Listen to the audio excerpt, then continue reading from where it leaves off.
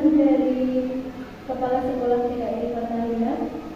Ketiga, pemaparan dari calon guru penggerak TKI Fathahillah. Yang terakhir, penutup. Memasuki acara yang pertama, yaitu pembukaan. Marilah kita buka kegiatan pada hari ini dengan bacaan bersama. Semoga dengan bacaan basmalah Allah senantiasa meridhoi kegiatan kita hari ini dan memberikan kelancaran serta kemudahan. Acara yang kedua yaitu sambutan dari Dr. Gigi Nuning Setiawati selaku Kepala Sekolah TKI Fathahillah. Kepada beliau kami persilakan.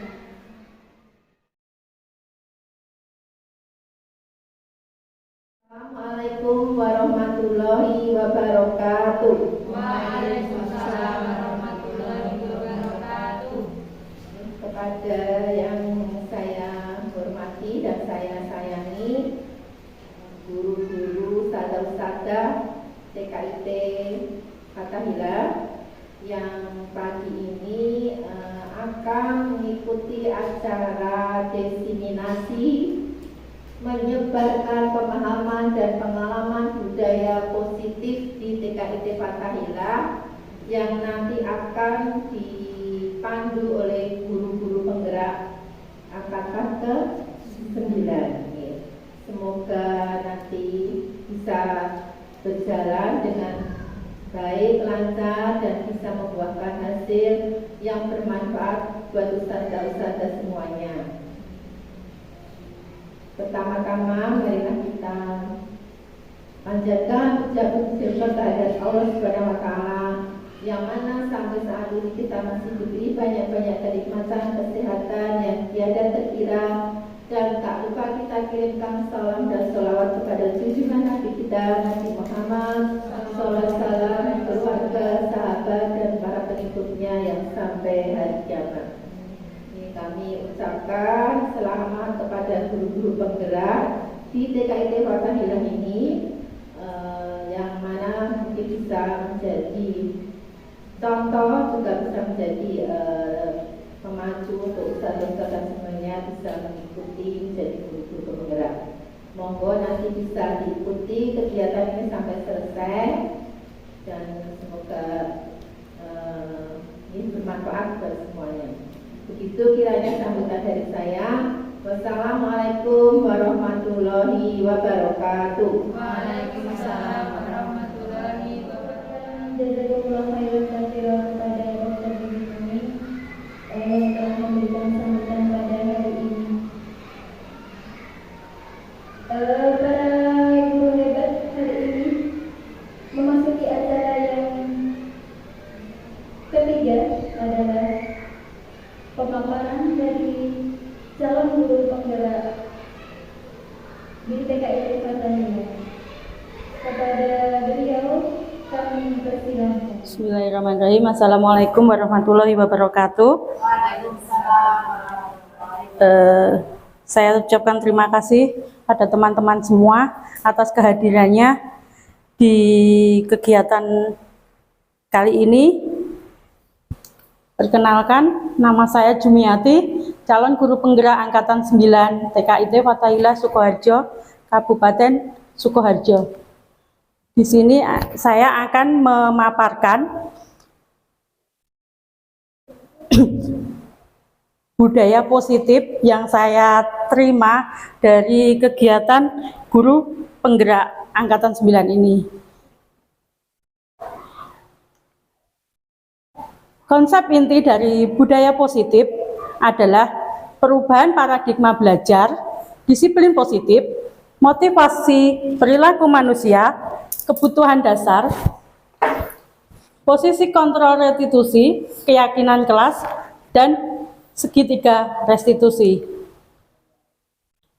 Nah, untuk yang pertama adalah perubahan paradigma belajar. Perubahan paradigma belajar merupakan pergeseran antara stimulus respon menjadi teori kontrol.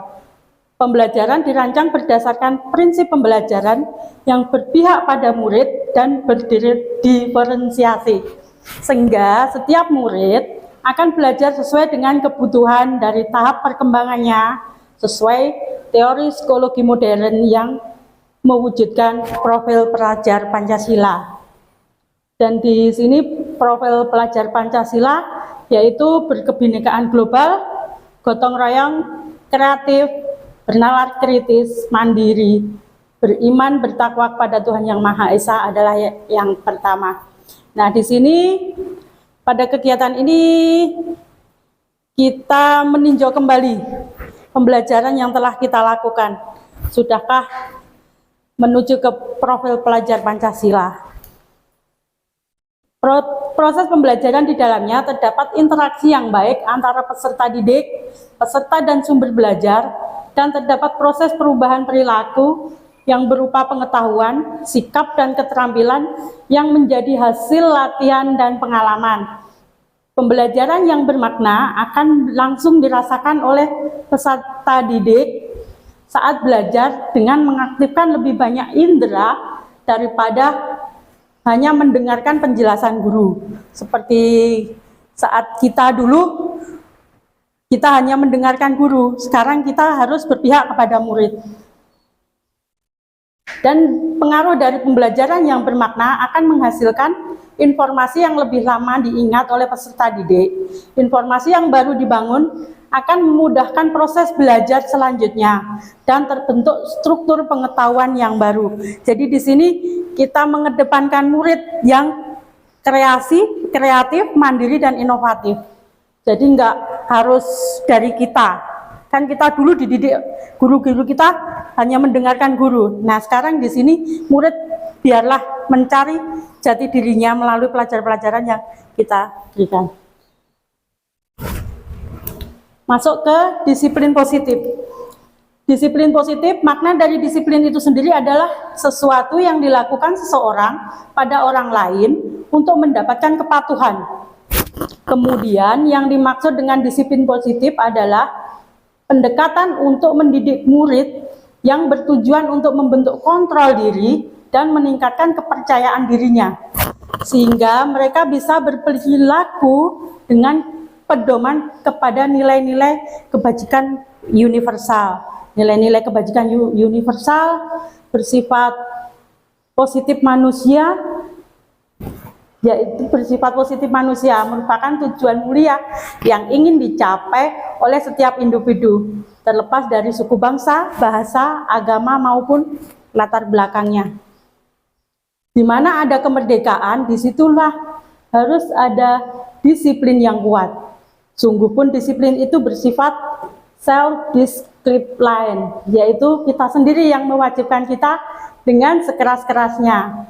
Tetapi itu sama saja, sebab jikalau kita tidak cakap melakukan itu, wajiblah penguasa lain mendisiplinkan diri kita. Jadi kalau kita tidak bisa mendisiplinkan diri kita sendiri, maka butuh orang lain untuk mendisiplinkan kita. Itu dari Ki Hajar Dewantara, Pemikiran Konsepsi Keteladanan Sikap Merdeka, cetakan kelima, 2013, halaman 470. Saya menyadur dari situ. Seterusnya, Ki Hajar Dewantara mengatakan bahwa untuk mencapai kemerdekaan atau dalam konteks pendidikan kita saat ini, untuk menciptakan murid yang merdeka, syarat utamanya harus ada disiplin yang kuat. Disiplin yang dimaksud adalah disiplin diri yang memiliki motivasi internal, jadi memiliki motivasi dari diri kita sendiri. Jika kita tidak memiliki motivasi itu, maka kita memerlukan pihak lain untuk mendisiplinkan kita atau atau yang sering disebut motivasi eksternal, karena berasal dari luar, bukan dari dalam diri kita. Ki Hajar Dewantara, pemikiran Ki Hajar Dewantara ini sejalan dengan pandangan Dian Goosen dalam bukunya Restructuring School Discipline 2001. Disiplin diri dapat membuat seseorang menggali potensinya menuju kepada sebuah tujuan, sesuatu yang dihargai dan bermakna. Dengan kata lain, disiplin diri juga mempelajari bagaimana cara kita mengontrol diri dan bagaimana menguasai diri untuk memilih tindakan yang mengacu pada nilai-nilai yang kita hargai. Sebagai pendidik, tujuan kita adalah menciptakan anak-anak yang memiliki disiplin diri sehingga mereka bisa berperilaku dengan mengacu pada nilai-nilai kebajikan universal dan memiliki motivasi intrinsik, bukan motivasi ekstrinsik. Tujuan dari disiplin positif adalah menanamkan motivasi pada murid, yaitu untuk menjadi orang yang merdeka, untuk menjadi orang yang mereka inginkan dan menghargai diri sendiri dengan nilai-nilai yang mereka percaya. Ketika murid-murid kita memiliki motivasi tersebut, mereka telah memiliki motivasi intrinsik yang berdampak jangka panjang. Selanjutnya ke motivasi perilaku manusia. Motivasi perilaku manusia, setiap perilaku salah atau tindakan indisipliner yang dilakukan oleh murid, kita pasti punya motivasi tertentu. Dian Goosen dalam bukunya Restructuring School Discipline mengatakan ada 3 alasan motivasi perilaku manusia. Yang pertama, untuk menghindari ketidaknyamanan atau untuk menghindari hukuman. Yang kedua, untuk mendapatkan imbalan atau penghargaan dari orang lain. Yang ketiga, untuk menjadi orang yang merdeka, untuk menjadi orang yang mereka inginkan dan menghargai diri sendiri dengan nilai-nilai yang mereka percaya. Dari tindakan yang didasari motivasi-motivasi tersebut, maka seorang guru akan memberikan respon kepada muridnya yang dikategorikan menjadi konsep disiplin identitas gagal dan konsep disiplin identitas sukses. Konsep disiplin identitas gagal mencakup 2 tindakan, yaitu memberikan hukuman dan penghargaan. Sedang yang dimaksud dengan hukuman adalah bentuk pengendalian perilaku seseorang yang bersifat memaksa dan menyakitkan. Sedangkan penghargaan adalah bentuk pengendalian perilaku seseorang dengan suatu imbalan, benda atau peristiwa yang diinginkan. Kemudian, konsep disiplin identitas sukses mencakup 2 tindakan, yaitu konsekuensi dan restitusi. Yang dimaksud dengan konsekuensi adalah bentuk pengendalian perilaku seseorang yang membutuhkan proses stimulus respon. Sedangkan restitusi adalah proses menciptakan kondisi bagi murid untuk memperbaiki kesalahan sehingga mereka bisa kembali pada kelompoknya dengan karakter yang lebih baik. Masuk ke 5 kebutuhan dasar manusia.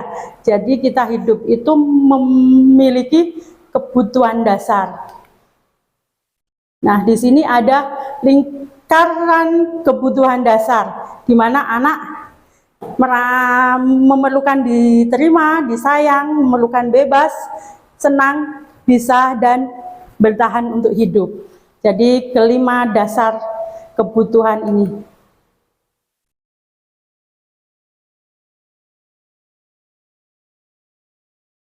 Selanjutnya, nah di sini akan diterangkan satu persatu dari 5 kebutuhan dasar manusia. Yang pertama, kebutuhan dasar untuk hidup. Kebutuhan ini yang bersifat fisiologis dan untuk bertahan hidup seperti makan, minum, rumah, kesehatan.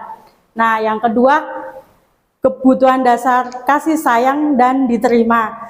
Kebutuhan dasar ini terpenuhi dengan usaha memahami karakter, saling menghargai, menghormati, komunikasi yang baik, dan memberikan perhatian. Yang ketiga, penguasaan atau bisa. Ini diharapkan memiliki rasa percaya diri, dianggap berharga, dan dihormati. Yang keempat, kebebasan, yaitu kemandirian, otonomi, memiliki pilihan, suka mencoba dan tidak terpengaruh orang lain. Yang kelima, mencari kesenangan, bermain dan tertawa. Jadi di sini anak ketika melakukan kesalahan, kita tidak boleh menjudge itu anak nakal atau dan sebagainya. Kita kembali lagi ke kebutuhan dasarnya. Kebutuhan dasar anak itu sudah terpenuhi atau belum. Ketika di rumah anak tidak merasa bebas, dia di sekolah akan berulah mencari kebebasan di sekolahan, seperti itu. Dan dikasih sayang, di rumah merasa tidak disayangi atau orang tuanya sibuk gitu, di sekolah dia akan mencari ini. Jadi ketika ada anak yang tidak berkenan dengan kita, nakal gitu, kita kembali ke sini. Sudahkah kebutuhan anak itu terpenuhi? Yang seterusnya adalah 5 posisi kontrol. 5 posisi kontrol. Program disiplin positif berpusat pada murid yang dikembangkan oleh Diane Goshen dengan pendekatan restitusi yang sering disebut dengan 5 posisi kontrol. Goshen mengemukakan bahwa guru perlu meninjau kembali penerapan disiplin dalam ruang kelas mereka selama ini. Apakah sudah efektif? Berpusat pada murid, memerdekakan dan memandirikan murid. Melalui serangkaian riset dan berdasar pada teori kontrol Dr. William Glasser, akhirnya Goshen berkesimpulan bahwa ada 5 posisi kontrol yang diterapkan oleh seorang guru, orang tua, ataupun atasan dalam membuat suatu kontrol. Di sini kita kembali lagi. Ketika menegakkan disiplin di kelas, nah sudahkah kita tinjau kembali disiplin kelas yang kita laksanakan ke murid? Sudahkah berpihak pada murid? Efektifkah kita menerapkan itu? Nah, di sini 5 posisi kontrol. 1. Penghukum. 2. Pembuat merasa bersalah. 3. Teman. 4. Pemantau. 5. Manajer. Dalam penerapan disiplin positif, paling penting adalah adanya restitusi, yaitu penciptaan kondisi untuk memperbaiki kesalahan murid, sehingga ketika murid kembali ke kelompoknya, murid memiliki karakter yang lebih kuat. Kita buka satu persatu 5 posisi kontrol ini ya. 1. Posisi penghukum. Seorang penghukum biasanya menggunakan hukuman fisik maupun verbal. Bicara dengan nada yang menghardik, menunjuk-nunjuk, berkacak pinggang, dan cenderung keras dan membentak. Dan dampaknya nanti pada anak, murid akan menjadi pendendam. Jadi ketika kita marah pada anak akan dendam sama kita. Tidak menyukai guru atau pelajaran yang diampunya. Kalau kita memposisikan diri kita sebagai pembuat merasa bersalah, di sini kita cenderung bersuara lembut, menggunakan keheningan untuk membuat anak tidak nyaman, menggunakan kata-kata yang menyudutkan murid. Bahkan murid membuat guru menderita. Contohnya, kalau anak berbuat salah gitu, Dek, kamu nggak kasihan ya sama Bu Guru sudah capek, tapi kamu masih seperti itu. Nah, itulah posisi membuat merasa bersalah. Jadi anak merasa, saya kok seperti itu sama Bu Guru. Nah, dampaknya bagi murid adalah dia merasa bersalah, dan selanjutnya murid akan menjadi rendah diri dan menarik dari lingkungannya. Yang ketiga adalah posisi teman. Pada posisi ini, guru berusaha mengontrol murid melalui persuasif pada nada bicara cenderung ramah, bersendau gurau untuk menghangatkan suasana sehingga murid merasa akrab dan aman. Nah, di sini kita menganggap murid itu sebagai teman, rangkul, kadang kita guyon atau bercanda gitu ya. Tapi dampaknya murid itu akan ketergantungan pada kita. Dan murid tidak akan mandiri, karena di posisi teman, apa yang dilakukan murid, pasti guru yang melakukannya. Seperti murid nggak mau bersih-bersih, ya sudah, nanti ibu guru aja yang membersihkan. Nah, seperti itu posisi teman. Tapi kan nanti murid nggak bisa mandiri, dia akan seterusnya bergantung sama kita. Nanti biar diberesin bu guru gitu kan. Nah, untuk posisi pemantau, posisi selanjutnya adalah posisi pemantau. Posisi pemantau berdasarkan pada peraturan dan konsekuensi. Guru akan mengandalkan data untuk mengontrol murid. Guru akan bersuara datar, tidak emosional, tidak bercanda, agar tercipta identitas diri yang positif. Nah, pada posisi pemantau, itu guru memberikan reward dan hukuman. Jadi nanti murid dilihat dari datanya, anak itu seperti apa. Nah, dampaknya nanti sama murid adalah murid akan menghitung konsekuensi dan hadiah tanpa memenuhi sepenuhnya memahami nilai kebijaksanaan yang dituju dan tidak sepenuhnya mandiri. Karena murid akan bekerja di sini di posisi pemantau, murid itu akan mematuhi kita ketika kita memberikan suatu reward atau hadiah. Seperti itu. Jadi mereka melakukan bersih-bersih itu tidak timbul dari dirinya sendiri. Nanti dapat hadiah dari bu guru. Nah, di posisi ini nanti kalau tidak mendapatkan hadiah, anak akan cenderung ngelokro. Di posisi terakhir yaitu posisi manajer. Pada posisi ini, guru berbuat sesuatu bersama murid. Guru memotivasi murid untuk mempertanggungjawabkan apa yang sudah diperbuatnya. Ini membuat murid mandiri dan dapat memecahkan masalahnya sendiri. Di sini posisi guru adalah manajer, jadi kita membuat kesepakatan kelas atau membuat semacam kedisiplinan di kelas itu melibatkan murid. Jadi murid merasa memiliki. Jadi ada motivasi tersendiri dari dirinya. Oh, saya melakukan ini karena memang keinginan saya, begitu. Dan dampaknya murid menjadi mandiri dan percaya diri dalam memecahkan suatu masalah. Jadi nanti ketika anak-anak atau murid-murid kita mendapati suatu masalah, dia bisa memecahkan, mencari solusinya sendiri. Nah, di sini bisa kita lihat 5 posisi kontrol. Ada penghukum, ada merasa bersalah, teman, pemantau, dan manajer. Jadi perbedaan-perbedaannya ada di sini. Bisa dilihat dan dipelajari nanti. Di sini juga ada tabel-tabel. Nah, kita masuk ke keyakinan kelas. Mengapa keyakinan kelas, bukan peraturan kelas?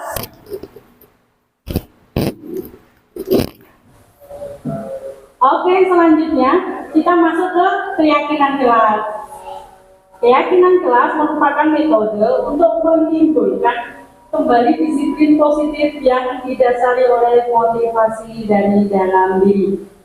Implementasi keyakinan kelas dilatar belakangi bahwa ditemukannya beberapa murid yang masih diingatkan untuk melakukan tindakan kebaikan atau kedisiplinan.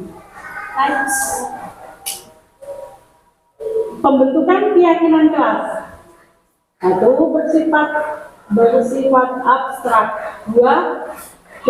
berupa pernyataan universal. Ketiga, dibuat dalam pernyataan positif, sedikit saja agar mudah diingat, sesuai dengan kondisi kelas dan sekolah, sehingga mudah diterapkan. Semua warga sekolah dan warga kelas dilibatkan saat membuat keyakinan kelas. Nah, di sini adalah pembentukan tentang keyakinan kelas ketika kita akan membuat keyakinan kelas. Selanjutnya, prosedur pembentukan keyakinan sekolah atau keyakinan kelas. Yang pertama, mempersilahkan warga sekolah atau murid-murid di sekolah untuk bercurah pendapat tentang peraturan yang perlu disepakati di sekolah atau di kelas. Yang kedua, mencatat semua masukan-masukan para murid atau warga sekolah di papan tulis atau di kertas besar atau kertas ukuran poster, sehingga semua bisa melihat hasil curah pendapatnya. Yang ketiga, menyusun keyakinan kelas sesuai prosedur pembentukan keyakinan sekolah atau kelas, dan pilah kalimat-kalimat dalam bentuk negatif menjadi kalimat-kalimat dalam bentuk positif. Terusnya, meninjau kembali daftar curah pendapat yang sudah dicatat. Meninjau ulang keyakinan kelas yang telah dibuat. Dan terakhir adalah setelah keyakinan sekolah atau keyakinan kelas kita selesai dibuat, maka semua warga sekolah menyetujui dan bisa diletakkan di dinding kelas atau di tempat yang mudah dilihat oleh semua warga kelas. Next. Masuk ke segitiga restitusi. Restitusi adalah proses menciptakan kondisi bagi murid untuk memperbaiki kesalahan mereka, sehingga mereka bisa kembali pada kelompok mereka dengan karakter yang lebih kuat. Segitiga restitusi membantu murid menjadi lebih memiliki tujuan, disiplin positif, dan memulihkan diri setelah berbuat salah. Dan di sini adalah segitiga restitusi, yaitu pertama, menstabilkan identitas, kedua, memvalidasi tindakan yang salah, yang ketiga, menanyakan keyakinan. Di sini menstabilkan identitas berdasarkan prinsip membuat kesalahan adalah bagian dari proses pembelajaran, di mana kata-kata yang bisa kita gunakan adalah berbuat salah itu wajar. Tidak ada manusia yang sempurna. Ibu juga pernah melakukan itu. Ibu tidak mencari siapa yang salah, tapi ibu ingin mencari solusi dari permasalahan ini. Kamu berhak merasa begitu. Jadi ketika ada anak yang melakukan kesalahan, kita lakukan dulu segitiga restitusi, yaitu menstabilkan identitas. Kata-kata yang bisa digunakan seperti itu. Jadi memanggil murid, tidak ada yang manusia yang sempurna ya, D atau Mas. Kita pernah juga berbuat salah seperti itu. Yang kedua adalah melakukan validasi tindakan yang salah. Di sini berdasarkan prinsip setiap perilaku berupaya memenuhi suatu kebutuhan tertentu. Nah, kata-kata yang sering kita lakukan atau kita gunakan, mungkin pas kamu ketika anak membuat kesalahan, kita kadang berbicara, kamu pasti punya alasan mengapa melakukan hal itu. Nah, kita kadang sering bertanya seperti itu pada anak. Atau kata-kata yang lain, kamu patut bangga karena telah melindungi sesuatu yang penting buat kamu. Ini ketika anak bertengkar, memperebutkan mainan atau mainannya direbut oleh teman. Seperti itu. Next. Yang ketiga adalah menanyakan keyakinan. Berdasarkan prinsip tiap teori kontrol bahwa pada dasarnya kita termotivasi secara intrinsik. Kita sering menggunakan kata-kata apa keyakinan kelas kita. Nah, ketika anak melakukan kesalahan, kita tanya dulu, kamu tahu nggak keyakinan yang telah kita buat? Nah, kita kembali ke keyakinan kelas kita. Ketika dia tidak mau membersihkan mainan, membereskan mainan, atau menempatkan mainan sembarangan, kita sebelumnya kan sudah membuat keyakinan kelas. Kita tanyakan ke mereka, kenapa mereka nggak mengembalikan mainannya. Seperti itu. Di sini ada kasus di kelas ketika anak berbuat kesalahan. Nah, kita menyelesaikannya dengan segitiga restitusi tersebut.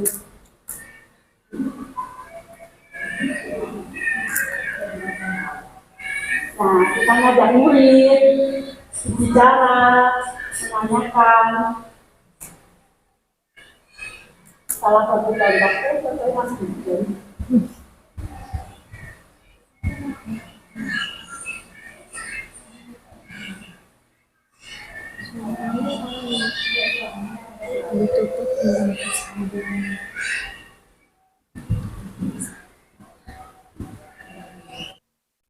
Berikut ini adalah contoh kasus yang terdapat di kelas dan cara merestitusinya. Selamat menikmati videonya.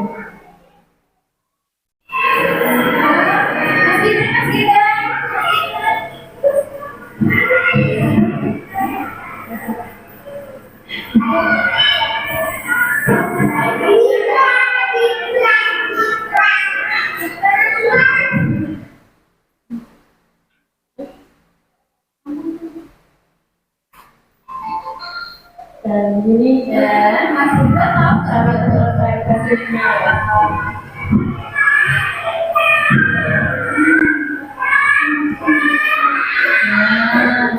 Masih berat.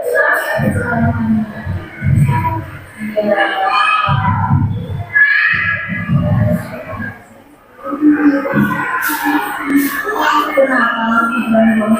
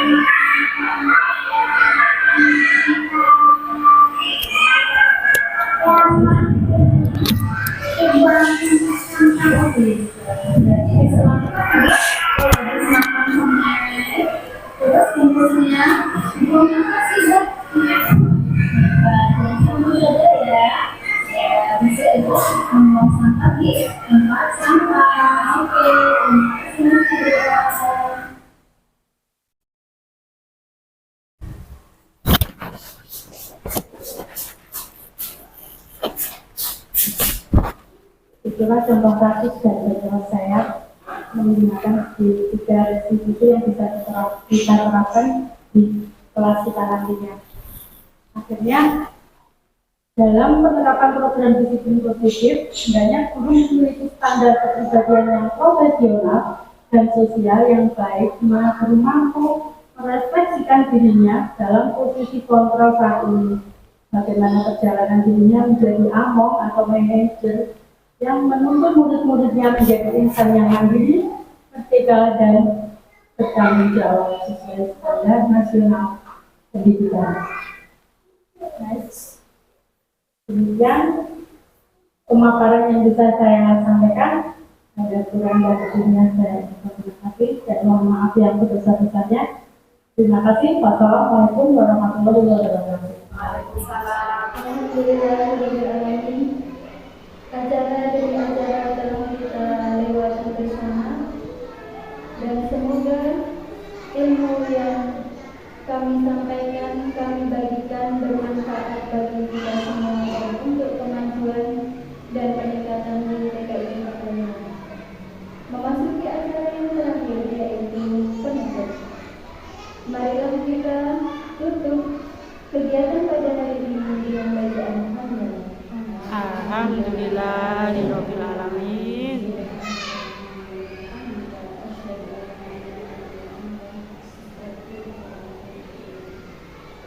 Kami selaku pembawa acara mengucapkan terima kasih yang sebanyak-banyaknya kepada rekan-rekan kami, para guru hebat di PKI Fathahillah, dan mohon maaf apabila kami dalam menyampaikan ada salah kata dan salah ucap.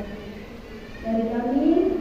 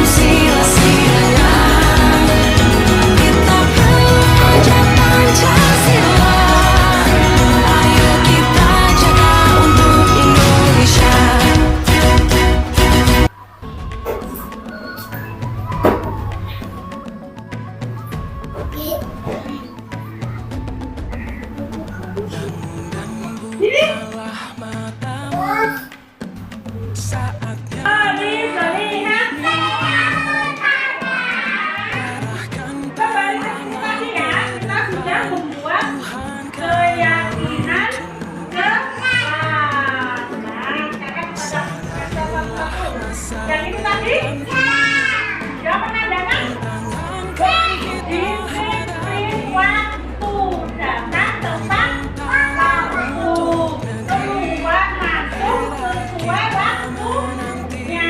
Sebelum waktunya harus bisa dijemput pada. Yang kedua, menyadari teman. Tadi contohnya teman gimana?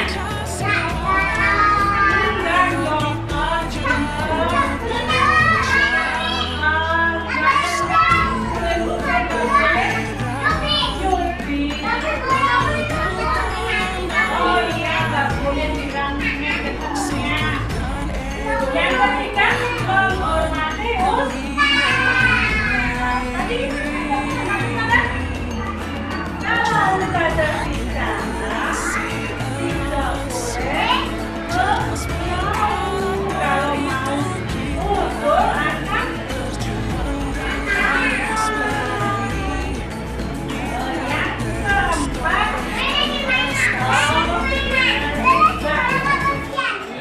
yang keempat. Buang sampah menjaga kebersihan. Yang terakhir, ini tidak boleh ditungguin, tidak boleh. Ini semua keyakinan janganlah kita buat. Kita harus di saat makan harus tahu keyakinan kelas.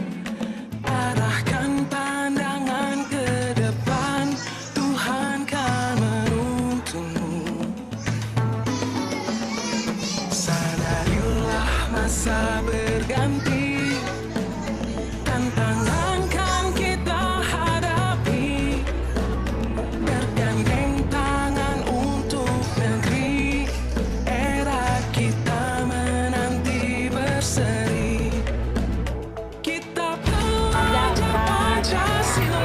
Mas Zafran tadi keluar aja belum beresin mainannya. Kenapa Mas Zafran? Mau mainan di luar ya?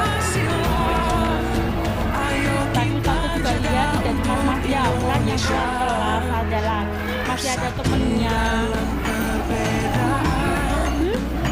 Kenapa kok nggak mau beresin? Oh, mau main di luar. Mas Zafran tahu nggak keyakinan kelas kita? Kelas kita harus bersih dan rapi. Nah,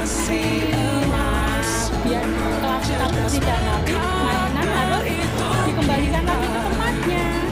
Masa ya kan tahu kan? Sekarang buat Mas Zafran, untuk menebus kesalahan Mas Zafran harus apa?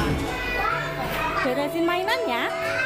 Oke, sekarang Mas Zafran boleh beresin mainan bersama teman-teman.